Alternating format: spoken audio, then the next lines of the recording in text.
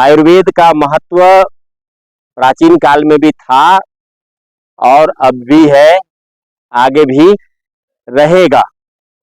बस जो जानकारियां हमारे प्राचीन ऋषि महर्षि संतों ने हम लोगों को दी थी, वे जानकारियां हम लोगों के पास पर्याप्त मात्रा में नहीं है, जिनके कारण हम लोग आयुर्वेद की तरफ ज्यादा ध्यान नहीं दे पाते। जरूरत पड़ने पर हमें एलोपैथ की भी मदद लेनी चाहिए, होम्योपैथ की मदद लेनी चाहिए, यूनानी की मदद लेनी चाहिए। विविध प्रकार की चिकित्सा पद्धति भारत में है। विशेषकर आयुर्वेद भारत से जुड़ा हुआ है और प्राचीन काल में सामान्य तौर पर कुछ बातें हम आपको बता दूं, बड़ा संक्षिप्त में बताऊंगा, ज्यादा डिटेल नहीं। नाई की दुकान पे हम लोग जाते हैं, किसी कोई प्रॉब्लम होती है, कोई मासा वगैरह होता है, तो थोड़ी देर में ही मुश्किल से आधे मिनट एक मिनट में उसको क्या करता है, काट के बाहर कर देता है। अगर हम उसी काम के लिए किसी शल्य चिकित्सक के पास जाएंगे तो क्या करेगा, विविध प्रकार की जांच कराएगा, उसके बाद आपको एडमिट करेगा, तब उसके बाद जाके वो ऑपरेशन करता है, जबकि उस काम को वह कुछ ही मिनटों में कर देता है, ज्यादा नहीं लगता। एक्चुअल में जो आज का जो नाई समाज है, प्राचीन काल के सर्जन था, बोलना चाहता है आयुर्वेद पर। जैसे नीम है, गिलोय है, या तुलसी है, सहजन है। देश में बढ़ती हुई आबादी को देखते हुए जो हमारी चिकित्सा पद्धति है, या जो विविध प्रकार की जो अनुसंधान हो रहे हैं, जो मेडिकल कॉलेज है, काफी कम है। जितने डॉक्टर भारत सरकार बना करके नहीं भेज पाती, उससे कई गुना अधिक जनसंख्या बढ़ जाती है। हमारी व्यवस्थाएं उसके आगे क्या हो जाती, गौण हो जाती।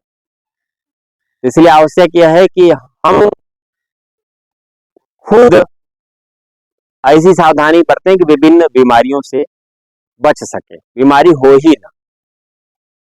और आयुर्वेद में यही है कि बहुत सी दवाएं इस तरह की हैं, बहुत से पौधे इस तरह के हैं, बहुत सी पत्तियां इस तरह की हैं, जिनका हम सावधानी पूर्वक सेवन करें तो हमारे शरीर की प्रतिरोधक क्षमता बढ़ जाती है और विभिन्न प्रकार की बीमारियां से हमारा बचाव हो जाता है। एक शब्द और प्रयोग होता है हमारे यहाँ, रामबाण। यह दवा रामबाण है, यह दवा ठीक कर देती है ऐसा नहीं। क्या कहा जाता है, दवा रामबाण। रामबाण का मतलब है अचूक। भगवान राम जब बाण छोड़ देते थे तो उसको निशाने पर लगना ही था। आयुर्वेद का इतना ज्यादा महत्व है कि जिस बीमारी के लिए जो चीजें हमारे पास उपलब्ध हैं, उसका सटीक हम उपचार इस्तेमाल कर ले तो उसमें हमें लाभ मिल जाता था। बेटी हर्षिता आयुर्वेद के बारे में बताएगी। कुछ बताओ हमको। सबसे पहले आप बताओ कि हम लोग नीम को पहचानते हो? अच्छा, नीम के क्या क्या फायदे हैं? नीम एक औषधि का काम करती है। ठीक है, उसको काढ़ा बना के भी पी सकते हैं। ठीक ठीक। और सुबह सुबह कच्चा नीम चबाने से भी बहुत फायदे होते हैं। हाँ, और नीम की प्राय हमारे यहाँ दातून की जाती है। अगर बचपन से ही नीम की दातून का प्रयोग करते रहे हम, तो दांत हमारे मजबूत रहेंगे। और विविध प्रकार की जो पेस्ट है ना, इनके लगातार सेवन करने से, कभी समय मिलेगा तो विस्तार से बताऊंगा, जो कैंसर लोगों के शरीर में पैदा हो रहा है, विभिन्न प्रकार के जो मेडिसिनल पेस्ट बताए जाते हैं, उनके प्रयोग से इस तरह की समस्याएं बढ़ी थी। नीम के बहुत सारे फायदे हैं। त्वचा वगैरह इस्तेमाल कर सकते हैं, जैसे कहीं पर फोड़ा है, फुंसी है, खुजली की शिकायत है, नीम का तेल भी होता है, उसका प्रयोग कर सकते हैं।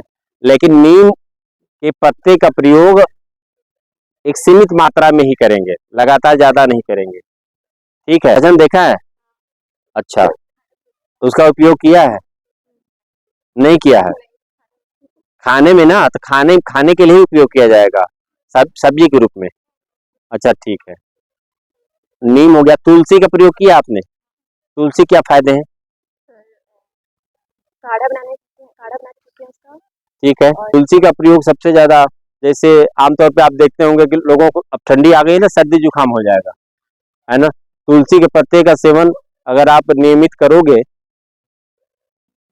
तो आपके शरीर में प्रतिरोधक क्षमता बढ़ जाएगी, और ये जो सर्दी जुकाम खांसी इस तरह की जो शिकायत है आपकी ठीक हो जाएगी, या तो यह कहोगे उसको होगा ही।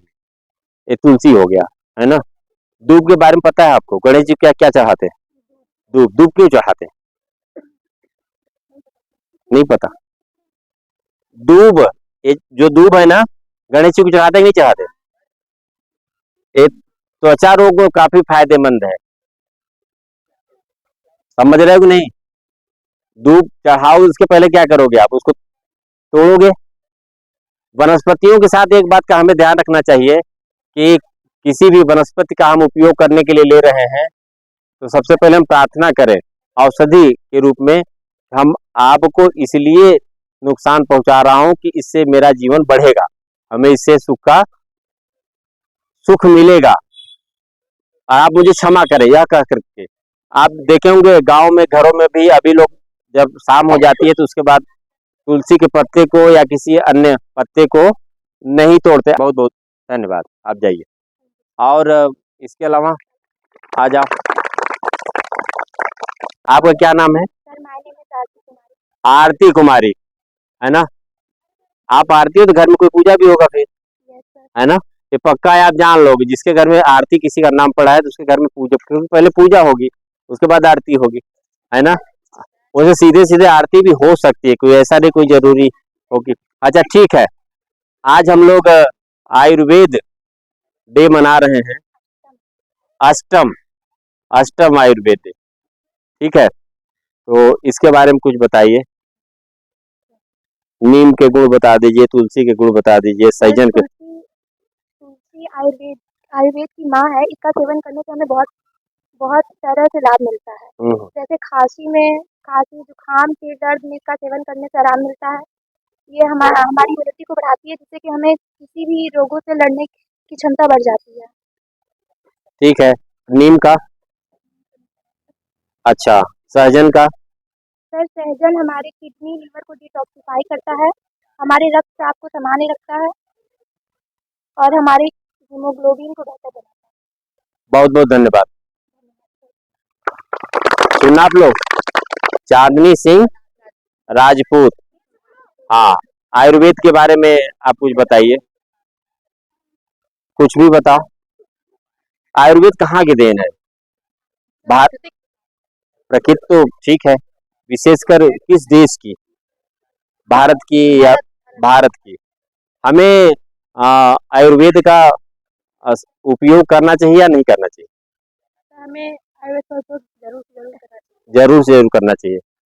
और इसकी जब हमें जानकारी होगी तब तो करेंगे, ऐसे ही कर लेंगे।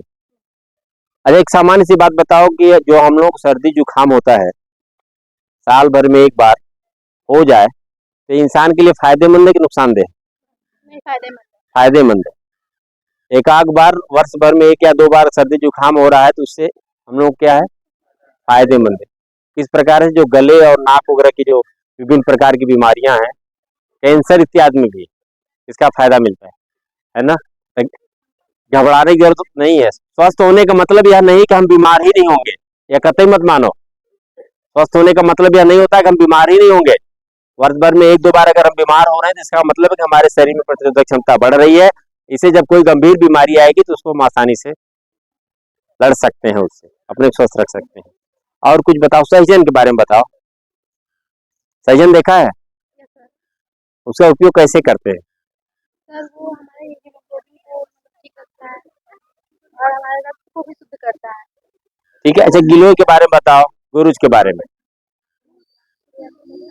अभी कोरोना काल में सबसे ज्यादा उपयोग आयुर्वेद का किया गया, और आयुर्वेद में आपको भी बुलाओ, घबराओ नहीं, बैठा दो उसको, बैठ जा। हाँ, आओ इधर आओ, छाया में आओ, आराम से बैठ जाओ, बैठ जाओ, बैठ जाओ, बैठो, पकड़ के बैठाओ, पकड़ के बैठाओ, बैठ जाओ। हाँ, और किसी को चक्कर आ रहा होगा तो भी चला जाएगा। हाँ, मुझे मालूम है, उसको तो वास्तव में कुछ लोग ऐसे भी आना शुरू हो जाएगा। अब यही ताकत है हमारी, आपकी यही ताकत है, समझ लो, है ना, कि थोड़ी देर हम लोग खड़े नहीं हो पा रहे हैं। सहजन का उपयोग किसमें करते हैं? ठीक है। और किसी चीज के बारे में बताओ। सर गिलोय हमारे गिलोय, रक्तचाप को शुद्ध करता है ठीक है। और जैसे एंटीऑक्सीडेंट को मतलब एंजाइम को मतलब वो करता है, सही करता है।